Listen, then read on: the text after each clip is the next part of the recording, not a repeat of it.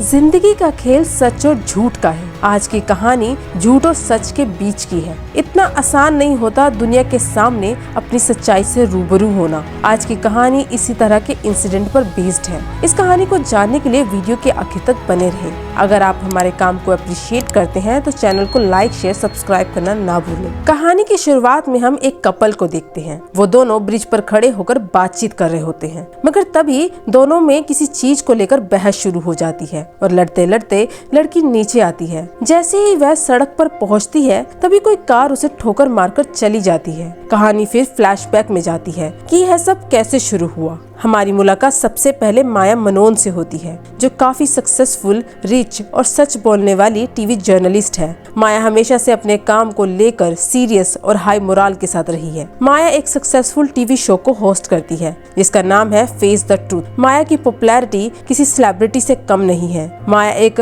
Divorcee mother है। वह अपनी माँ और अपने बेटे आयुष के साथ रहती है। आयुष सेरिब्रल पाल्सी से सफर कर रहा है। उसे स्पेशल केयर देनी पड़ती है। माया अपने बॉस अमर मल्होत्रा के काफी करीब है। माया और उसके एक्स हस्बैंड के बीच काफी अच्छी दोस्ती है। माया की लाइफ ऑलमोस्ट परफेक्ट है। हर चीज ट्रैक से चल रही है। माया के घर में रुखसाना नाम की लेडी काम करती है, मगर रुखसाना सिर्फ घर की सर्वेंट नहीं है बल्कि एक फैमिली मेंबर की तरह है। रुखसाना आयुष का ध्यान रखती है और साथ में माया के घर में खाना बनाती है। रुखसाना का हस्बैंड फिल्म सेट पर काम करता है। रुखसाना के 2 बच्चे हैं। एक आयुष की उम्र का लड़का है जिसका नाम इमात है और 19 साल की लड़की जिसका नाम आलिया मोहम्मद है। एक रात जब माया काम की वजह से घर नहीं आ पाती तब माया रुखसाना को घर रुकने को बोलती है ताकि वह आयुष का ध्यान रख सके। रुखसाना इमात को अपने पास माया के घर बुला लेती है, मगर आलिया अपने घर रुक जाती है यह कहकर कि उसे पढ़ाई करनी है और रुखसाना का हस्बैंड नाइट शिफ्ट के लिए अपने काम पर चला जाता है।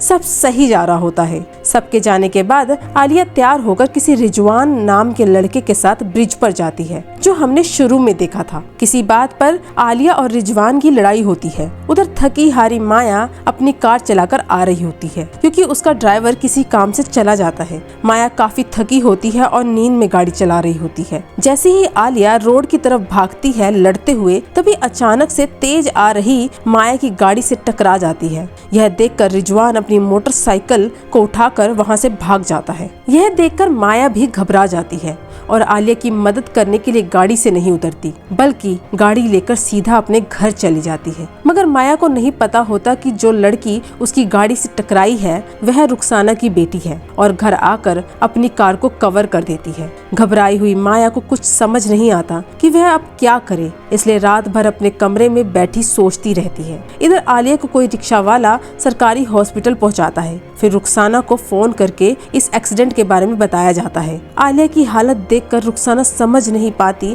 कि इतनी रात को आलिया बाहर क्या करने गई थी, मगर आलिया की हालत देखकर वह बहुत दुखी होती है। थोड़ी देर बाद रुखसाना का हस्बैंड रिपोर्ट लिखाने पुलिस स्टेशन जाता है और यह केस हवलदार मोरे को मिलता है। केस हिट एंड रन का होता है। हवलदार मोरे की रिटायरमेंट में बस 1 महीना बाकी है। इधर मोरे साहब रिपोर्ट लिखने के बाद इन्वेस्टिगेशन शुरू कर देते हैं। इधर माया अपने बॉस अमर मल्होत्रा को रात के एक्सीडेंट के बारे में बताती है। मल्होत्रा उसे एडवाइस करता है कि यह खबर यही दब जाए तो बेहतर है, तुम्हारे लिए भी और हमारे चैनल के लिए भी। माया आलिया से मिलने हॉस्पिटल जाती है। तब उसे पता लगता है कि जो लड़की उसकी कार से टकराई वह आलिया थी। माया आलिया को बड़े प्राइवेट हॉस्पिटल में एडमिट करवा देती है और पूरा खर्चा उठाती है। रुखसाना की हालत देखकर माया अंदर ही अंदर घुट रही होती है। माया ने अपनी पूरी जिंदगी सिर्फ सच्चाई का साथ दिया है।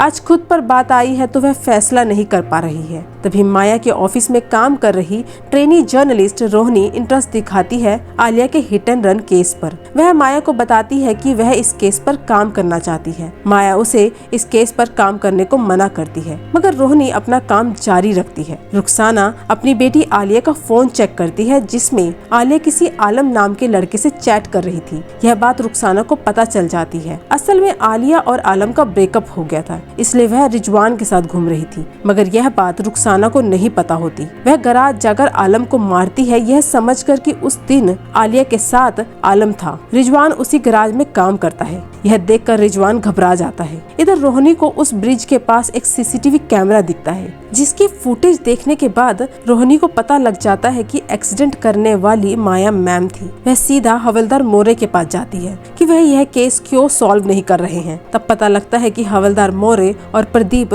रिश्वत लेते हुए उसी सीसीटीवी कैमरे में कैप्चर हो गए थे। वह अपनी इमेज खराब नहीं होने देना चाहते, इसलिए वह यह केस दबाने लगते हैं। आलिया की हालत अब ठीक होने लगती है। रोहिणी वह सीसीटीवी की फुटेज सीधा बॉस अमर मल्होत्रा को देती है। वह रोहिणी को चुप रहने के 2.5 लाख रुपए देता है और फिर वह फुटेज माया को दे देता है। माया गिल्ट के मारे ना सो पाती है और ना ढंग से किसी काम में कंसंट्रेट कर पाती है। माया आलिया से मिलने हॉस्पिटल जाती है, जहां पर आलिया उसे थैंक यू बोलती है उसका इलाज करवाने के लिए। इधर आलम रिजवान को पकड़कर रुखसाना के पास लाता है, जो उसे सब बताता है कि उस रात क्या हुआ था और फिर माया का नाम भी बताता है। यह जानकर रुखसाना सीधा माया के घर जाती है, जहां पर माया की मदर की परमिशन लेकर आयुष को बीच के पास ले जाती है। उसके अंदर गुस्सा होता है कि अगर वह रिक्शा वाला आलिया को हॉस्पिटल नहीं पहुंचाता तो वह मर जाती। गाड़ी होने के बावजूद भी माया मैम ने आलिया को हॉस्पिटल पहुंचाने में मदद नहीं की।